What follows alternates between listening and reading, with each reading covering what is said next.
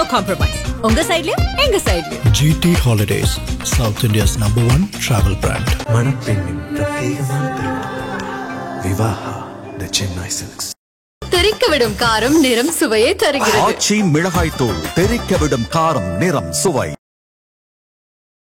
நேற்று நான் போகும்போது என்னன்னு கேட்டீங்கன்னா, அவர் சிரிச்சு விளையாட்டு இருக்காரு. போன்ல நான் போன் பண்ண உடனே ஒரே சிரிப்பு என்கிட்ட. அங்க போனா அவர் இயல்பா இருக்காரு. ஒன்னும் பெரிய டென்ஷனாவோ கட்சி விட்டு எடுத்துட்டாங்க பாருங்க அப்படிங்கறதுலாம் இல்ல. செங்கோட்டையனுடைய விரலை அசைத்தால் ஓடி வருவார். ஒரு 20-30 அடி தூரத்துல நிப்பாரு பழனிசாமி. செங்கோட்டையன் வாயாங்கன்னா குடுகுடுன்னு ஓடி வருவார்.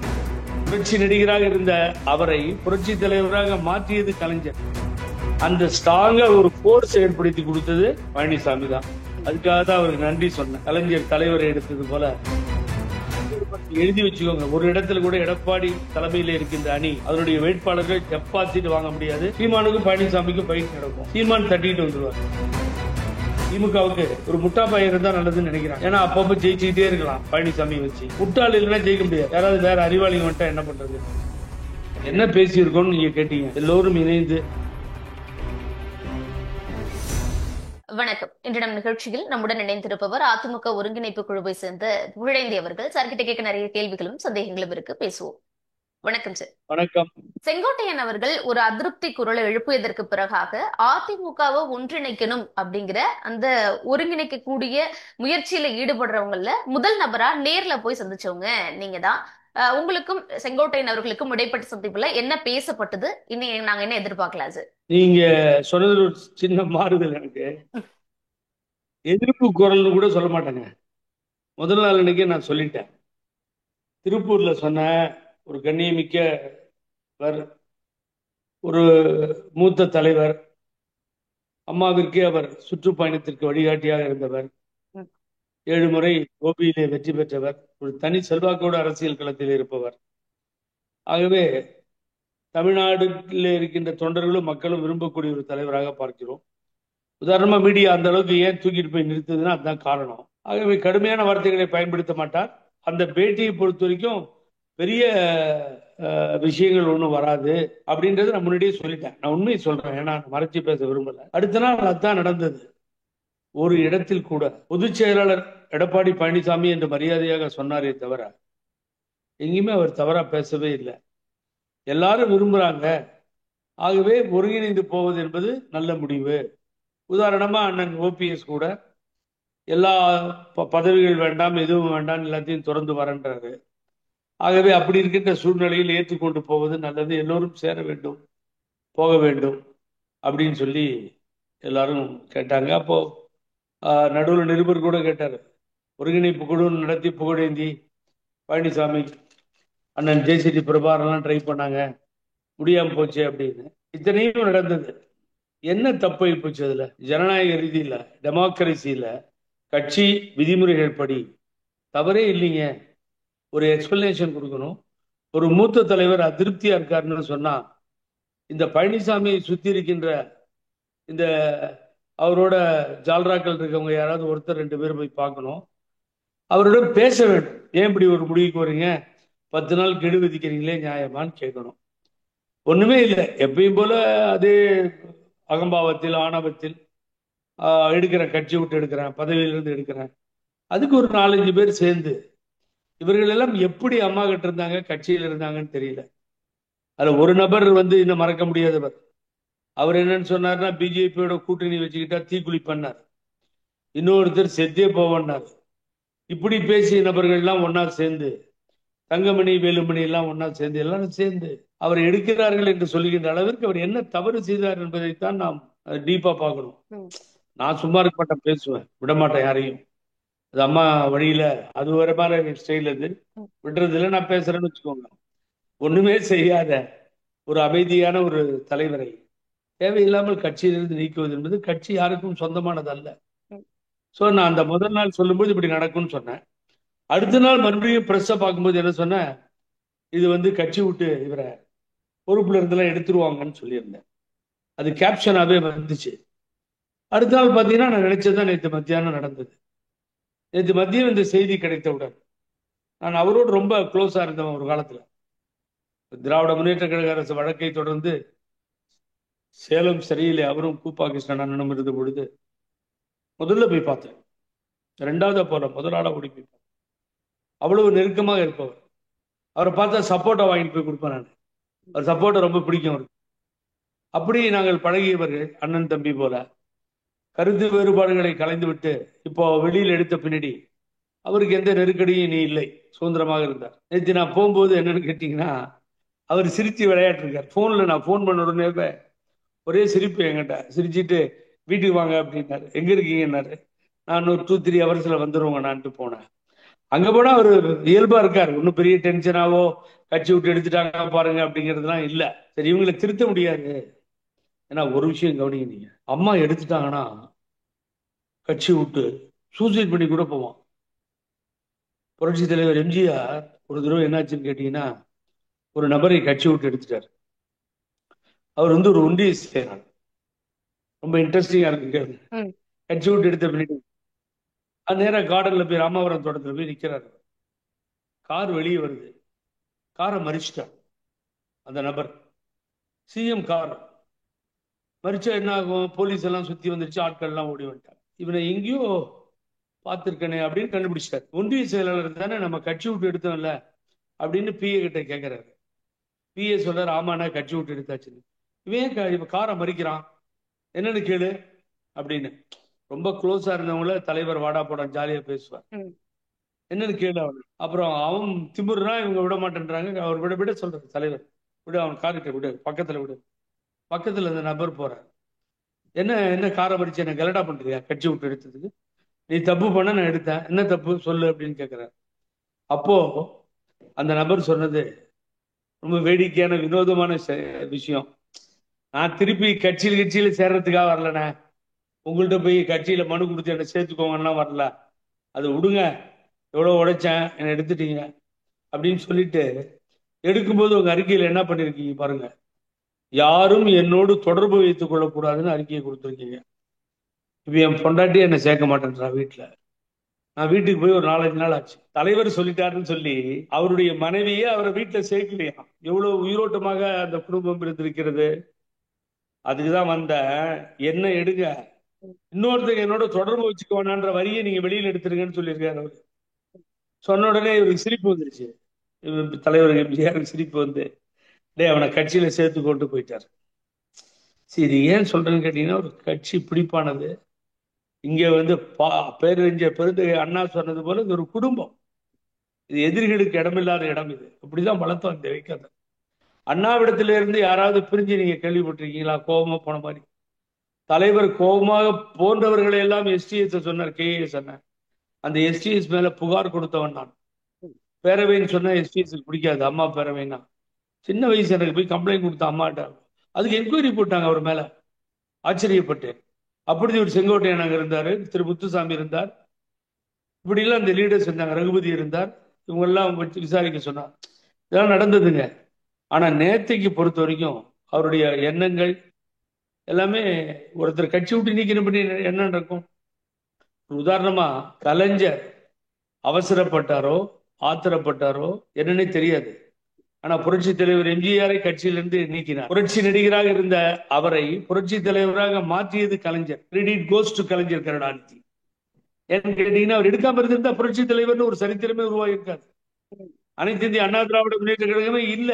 இத்தனை வருஷமா ஒரு பெரிய கட்சியை உருவாக்கி கொடுத்தது புரட்சி தலைவர் எம்ஜிஆர் என்று சொல்லுவதை விட கலைஞர் கருணாநிதி என்றுதான் சொல்ல வேண்டும். நீங்க அந்த நேரத்தில் அந்த தவறை அவர் செய்யாமல் இருந்திருந்தால், நல்லதோ கெட்டதோ, கிட்டத்தட்ட நம்ம 58 ஆண்டு காலம் உருண்டோடி விட்டது திராவிட இயக்கம்.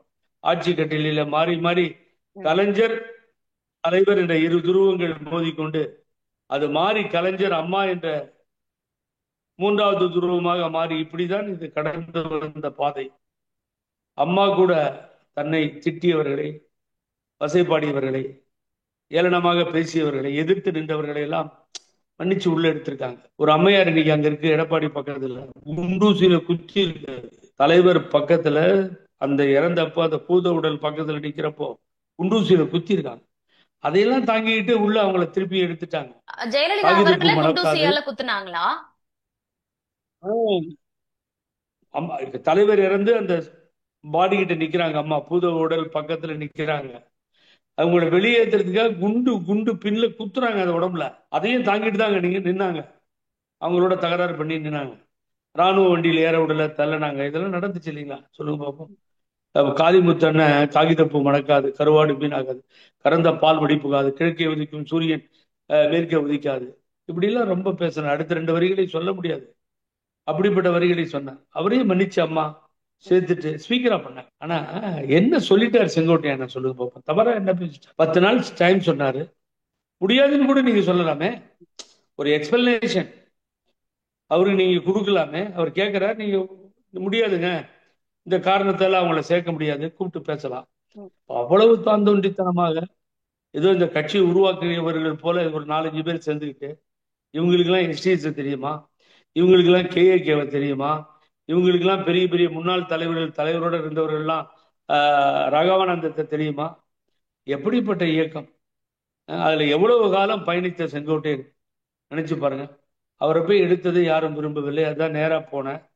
என்ன பேசியிருக்கோம்னு நீங்க கேட்டீங்க, நான் சுத்தி வந்துட்டேன். இப்போ என்ன பேசியிருக்கோம்னு கேட்டீங்கன்னா, எல்லோரும் இணைந்து அண்ணன் ஓபிஎஸ் ஆகட்டும், இவரை தெரியாம முதலமைச்சரா பண்ணி நடுத்தெருவில் நிறுத்தினாரே இவரால் நிறுத்தப்பட்ட அந்த சின்னம்மாவாகட்டும், சசிகலா ஆகட்டும், யார் யார் பிரிந்திருக்கிறார்களோ நாங்கள் ஒருங்கிணைப்பு குழு நடத்துகிறோம், எல்லோரும் ஒருங்கிணைந்து ஒரு பெரிய பலத்தை சேர்த்து கொடுத்து விட்டார் பழனிசாமி.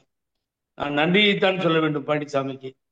ஏன்னு கேட்டீங்கன்னா, செங்கோட்டையன் அவர் எடுக்காம இருந்தாருன்னா இப்ப எங்களுக்குள்ள ஒரு நட்பு மறுபடியும் இந்த நட்பு தொடர ஆரம்பித்து விட்டது. அந்த ஸ்ட்ராங்கா ஒரு போர்ஸ் ஏற்படுத்தி கொடுத்தது பழனிசாமி தான். அதுக்காக தான் அவருக்கு நன்றி சொன்னேன். கலைஞர் தலைவரை எடுத்தது போல அந்த கம்பேரிசன் தலைவரோட பண்ணல, அதை ஒத்துக்கவும் மாட்டார். செங்கோட்டையன் ஒரு நல்ல மனிதர். அவரை சுற்றி ஆயிரக்கணக்கான மக்கள் இருக்கிறார்கள். வீடு சுற்றி பார்த்தேன். கோபிச்செட்டிப்பாளையம் மாத்திரமல்ல, தமிழகம் முழுவதும் இதை பேசிக் கொண்டிருக்கிறார்கள். Talk of the town. ஆகவே நாளை வெற்றி அவரும் ஒரு பெரிய காரணமாக அமைவார். பொது எதிரியாக எடப்பாடி பழனிசாமியை நிறுத்தி அரசியலிருந்து விரட்ட வேண்டும், அகற்றப்பட வேண்டும். ஒரேடியாக அவருடைய அரசியல் வாழ்வு முடியும், மக்கள் முடித்து விடுவார்கள். 10 தோல்வி பழனிசாமி என்று பெயரையே வச்சுட்டாங்க. இனி வெற்றி பெற முடியாது. எல்லா இடத்துலையும் டெபாசிட் போகும், எடப்பாடியிலையும் போகும். அந்த நிலைதான் ஏற்படும். எடப்பாடி உட்பட எல்லா இடத்துலயும் மதிமுக டெபாசிட் இழக்கும் சொல்றீங்களா?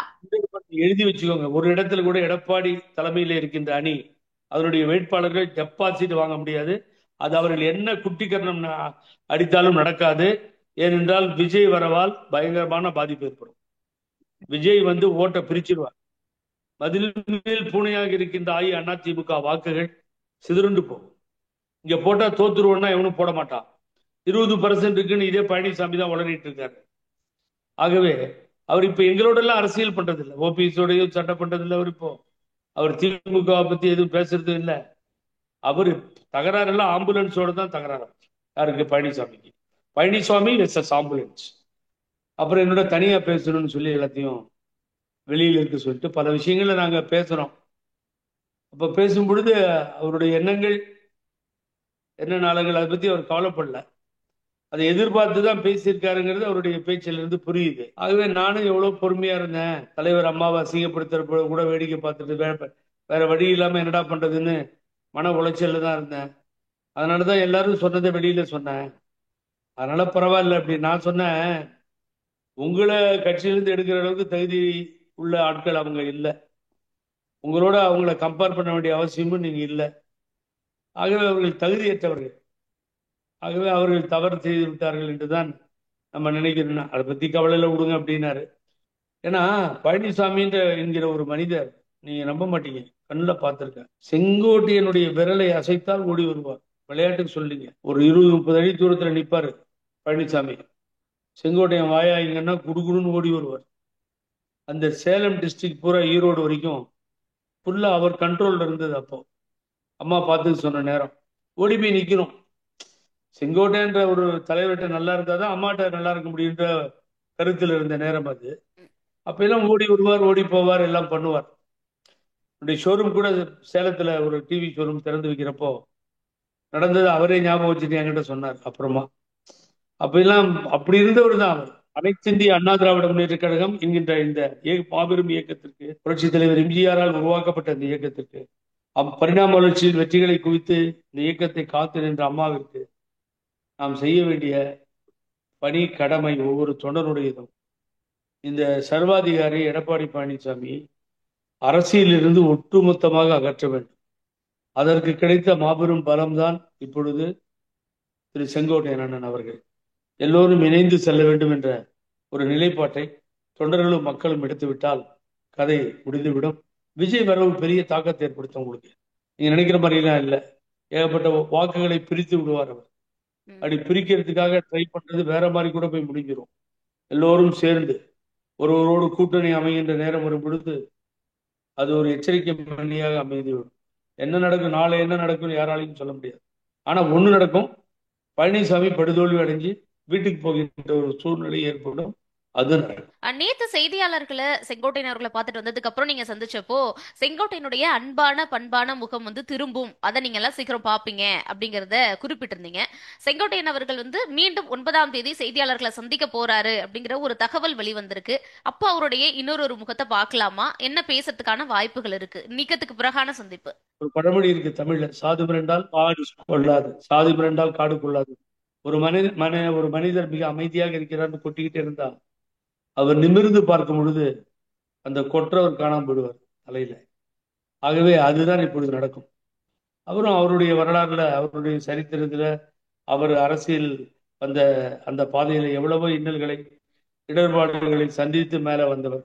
சாதாரணமா வந்ததில்லை, எத்தனை தலைவர்களை பார்த்திருப்பார். இப்போ இங்க இருந்த சரங்கநாயகம், குழந்தைவேலு, இப்படிப்பட்ட தலைவர்களோடு பழகி வந்தவர். ஆகவே அவருக்கு தெரியும் எல்லோரையும் எப்படி கொண்டு போக வேண்டும் செல்ல. ஆகவே அதை சிரிப்பாக ஒரு நல்ல மூட்ல எடுத்துக்கிட்டாரு நம்ம பார்த்தா கூட நிச்சயமா ஒரு மனதுக்குள் இருக்கும், இல்லாமல் இருக்காது. ஒரு மனிதனுக்கு சுயமரியாதை நம்ம மேலேயே கை வச்சுட்டாங்களேன்னு சொல்லிதான் புகழேந்தி விடாம போராடிட்டு இருக்கேன் நான் பழனிசாமி மேல. அது அவருக்கும் ஏற்படும். ஓபிஎஸ் அண்ணன் அம்மாவால் முதலமைச்சராக்கப்பட்டவர், அவர்களுக்கும் ஏற்படும். எங்க 3 பேர் எங்கெல்லாம் இந்த தவிர இன்னும் ரொம்ப அதிகமா பாதிக்கப்பட்டவங்க சசிகலா தான். ரொம்ப நல்ல மனுஷன் நினைச்சு கூட்டு முதலமைச்சரை கொடுத்து காலில் தவழ்ந்து காலில் விழுந்து காலை வாரி விட்டார். ஒரு ஆளு காலை பிடிச்சிக்கிட்டே இருந்தானா, காலை விடியா அப்படின்னா இல்ல காலை விட முடியாதுங்க அப்படின்னு. நீங்க நான் செஞ்சிருக்க உதவிக்கு காலை விட முடியாது, காலை விடுறியா இல்லையா அப்படின்னு சொல்லி சத்தம் போட்டா, நான் ஒன்னும் காலை வார தெரியும் இல்ல காலில் விட தெரியும், நீங்க விட சொன்னீங்கன்னா காலை வாரிடுவேன். இந்த காலை வாடுற வகைரா யாரு? நம்ம பழனிசாமி வகைரா. அதனால அந்த அம்மாவுக்கு காலை வாரி அது ஏகப்பட்ட கோபத்துல நிச்சயமா இருக்கணும். ஆகவே அந்த கோபம் மாறணும். எல்லா கோபங்கள் என்பது எதிர்ப்பு. இந்த எதிர்ப்பு நிச்சயமாக ஒரு மாபெரும் வெற்றியை நாளை நாம் அடைவோம். இதுல கட்சியை நாசமாக்கி கொண்டிருக்கின்ற இந்த சதிகார கூட்டம் தலைமறை தெரித்தோடும், காணாமல் போய்விடும். அது நடக்கும்.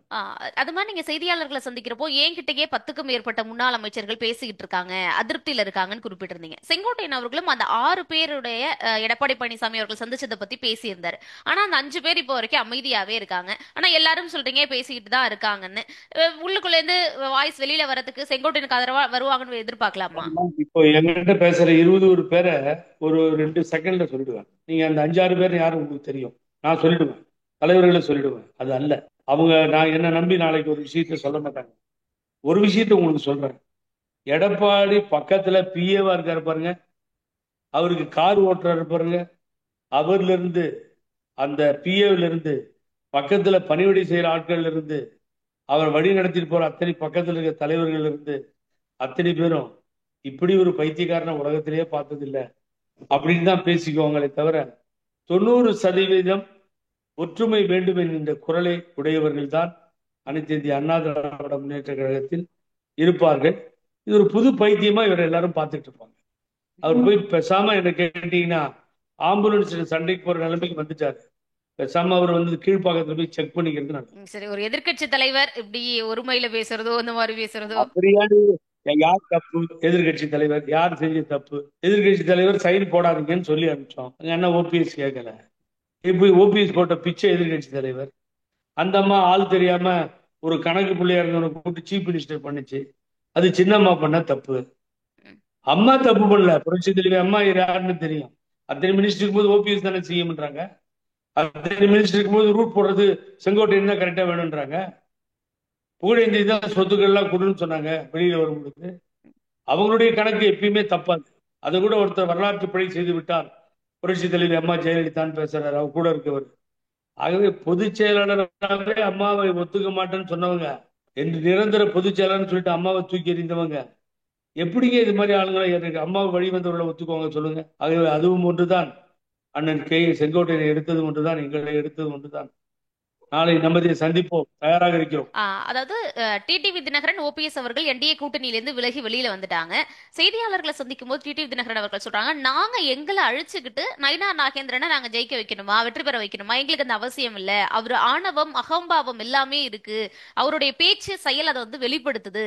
ஒரு புது கூட்டணி உருவாகலாம், நீங்க எதிர்பார்க்காத கூட்டணி உருவாக கூட வாய்ப்பு இருக்கு அப்படின்னு சொல்றாரு. அது சாத்தியமா? தேசிய ஜனநாயக கூட்டணி போகவே மாட்டேன்னு சபதம் எடுத்தாருல்ல, நடுவில் தேசிய ஜனநாயக கூட்டணியும் பாரத பிரதமர் உள்துறை அமைச்சர் தான் எங்க தலைவர்கள் அப்படின்னு ஏன் ரூட்டை மாற்றினாரு?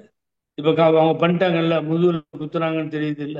20% அதிமுகவே இல்லைங்க அந்த ஆளுகிட்ட. அவர் எடப்பாடி கட்சி அதிமுக தொண்டர்கள் யாரும் ஓட்டு போட தயாரா இல்ல, ஒரு தேர்தலையும் ஜெயிக்க முடியல, பணத்தை அள்ளி வீசினாலும் நடக்கல. இப்போ பிரச்சனையே இந்த தாவேகா தான். தாவேகா உள்ள வந்து தலைவருக்கு வந்த மாதிரி கூட்டம் வருது, தலைவரோட கம்பேர் பண்ணல, தலைவருக்கு வந்த மாதிரி ஒரு மாபெரும் கூட்டம். முதல் நாள் நைட்டே வந்து மாநாட்டு பந்தல்ல 1,00,000 பேர் உட்காந்துருக்காங்க. ஈரோட்ல இந்த காட்சியெல்லாம் தலைவருக்கு பார்த்தேன். முதல் நாள் நைட்டு வரேன்னு விடிகாலில் வந்தார் பன்னீர்செல்வம் பார்க்கிட்ட. அப்படிப்பட்டதுதான் கண்ணில் பார்த்திருக்கேன் நான். ஆகவே அப்போ அவர் என்ன பண்றாரு, இந்த மதில் மேல் பூனையாக இருக்கின்ற வாக்குகள்லாம் போயிடும். விஜய்க்கு 20% இருக்குன்னு இவரே வளரிட்டு இருக்காரு. 10% போனா என்ன ஆகும்? இந்த 10% இந்த வாக்குகளை போறதுக்கு, அவருக்கு போறதுக்கு இல்ல, பிரிக்கிறதுக்கு புகழேந்தி ஒரு பெரிய காரணமா இருப்பேன் பாருங்க. அதுவே ஆட்டோமேட்டிக்கா டெபாசிட் தான் போவோம், 4வது இடத்துக்கு தான் போவாரு. சீமான் 3வது இடத்துக்கு வந்துருவார். சீமானுக்கும் பழனிசாமிக்கும் ஃபைட் நடக்கும். சீமான் தட்டிட்டு வந்துருவார், ஏன்னா எல்லா தொகுதியிலும் தனித்து நிற்கிறேன் அதே ஸ்டாண்ட்ல இருக்கார், அவர் வந்துருவாரு. ஆக திமுகவுக்கும் தாவேகாவுக்கும் போட்டி வரும். திமுகவுக்கு ஒரு முட்டா பையன் இருந்தா நல்லதுன்னு நினைக்கிறாங்க, ஏன்னா அப்பப்போ ஜெயிச்சுக்கிட்டே இருக்கலாம் பழனிசாமியை வச்சு. முட்டாள் இல்லைன்னா ஜெயிக்க முடியாது, யாராவது வேற அறிவாளிங்க வந்துட்டா என்ன பண்றதுன்னு. இப்ப அவங்களுக்கு அதுவும் வருத்தமா இருக்கு, ஐயோ இவங்க எதி போக போக மோசமா போய்கிட்டு இருக்கு அப்படின்னு திமுக கூட வருத்தப்படும். திமுகவுக்கும் தாவேகாவுக்கும் போட்டி, சீமானுக்கும் எடப்பாடி பழனிசாமி அவர்களுக்கும் போட்டி அப்படின்னு சொல்றீங்க. செங்கோட்டையன், புகழேந்தி, பழனிசாமி, சசிகலா, டிடிவி தினகரன், ஓபிஎஸ், நீங்க எல்லாம் என்ன பண்ண போறீங்க? எந்த அணிக்கு போக போறீங்க? எல்லாரும் ஒன்றா சொல்லிட்டு எல்லாரும் ஒன்னா சேர்ந்துருவோம், ஒரு ஃபோர்ஸா இறங்கிடுவோம். தொண்டர்கள் எங்களோட இருக்காங்க. எல்லாரும் ஒன்னா சேர்ந்து பொது எதிரியாக அதிமுகவை அழிக்க வந்த எடப்பாடி பழனிசாமி அரசியலை ஒழிப்பதுதான், அந்த தீய சக்தியை அகற்றுவதுதான், புரட்சி தலைவர் எம்ஜிஆர் அம்மா புகழை காக்க, கட்சியை காப்பாற்ற அந்த நடவடிக்கையில் இறங்குவதுதான் எங்களது குறிக்கோளாக இருக்கும். அதிலே வெற்றி பெறுவோம். நன்றி, வணக்கம். நன்றி. நன்றி. No compromise. உங்க சைடுலயும் எங்க சைடுலயும். GT Holidays, South India's #1 travel brand. மணப்பெண்ணின் பிரத்யேகமான திருமணம் விவாஹா தி சென்னை சில்க்ஸ். தெறிக்க விடும் காரம் நிறம் சுவையை தருகிறது. ஆச்சி மிளகாய் தூள் தெறிக்க விடும் காரம் நிறம் சுவை.